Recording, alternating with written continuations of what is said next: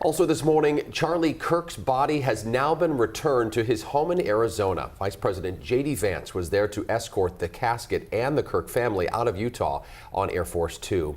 You can see Kirk's wife Erica holding hands with Second Lady Usha Vance as they exit the plane there in Phoenix. A motorcade then escorted Kirk's casket to a nearby funeral home. Now, as plans for his service come together, the search for Kirk's assassin intensifies. The FBI has released new video and images of the suspect, hoping the public can help identify him. The suspected shooter is seen here wearing sunglasses, a black hat, and a black shirt with an American flag. And surveillance footage at Utah Valley University captured him jumping off the roof as he managed to escape after he fired that single deadly shot. The FBI says they were able to obtain a handprint and a shoe print from the roof. This morning we have live coverage from Orem, Utah, where all of this happened. Federal agents still trying to track down the shooter. King 5's Jim Nelson is there. Jim, class is canceled again today, and this video circulating around the world now this morning. Where's this investigation stand?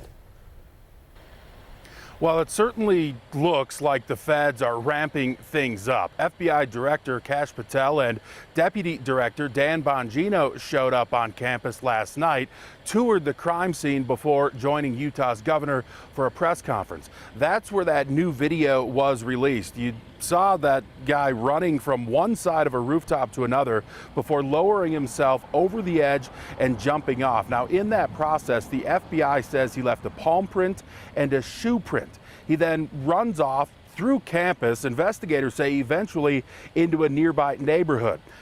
They've talked about surveillance video throughout this entire investigation and the role that they have played. Pictures show the guy in different areas, providing a relatively clear picture. So it appears there are good leads, but again, still nobody in custody. We cannot do our job without the public's help right now. The public has answered our call for action. So far, we've received more than 7,000 leads and tips. I would just note that the FBI hasn't received this many digital media tips from the public since the Boston Marathon bombing. And that was kind of the tone of the message last night was, hey, we need your help. And this is a nationwide investigation. Of course, the crime scene is here, but throughout this process, investigators have conducted about 200 interviews, and they still want more information. There is that $100,000 reward on the table.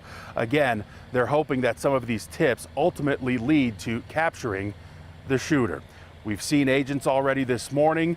The perimeter where the crime tape is up has expanded a bit from yesterday morning, so it certainly again appears as though things are ramping up, at least here on campus, throughout the community and maybe beyond. Live in Orem, Jim Nelson, King 5 News. We'll stay on it, Jim. Thank you. We'll check back. And while the motive for the shooting remains unclear, it is prompting safety concerns among other elected officials.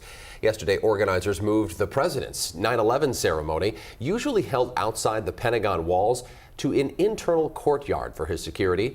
Congressional leaders say they also may boost security for other lawmakers, as several members of Congress say they're worried about individual events.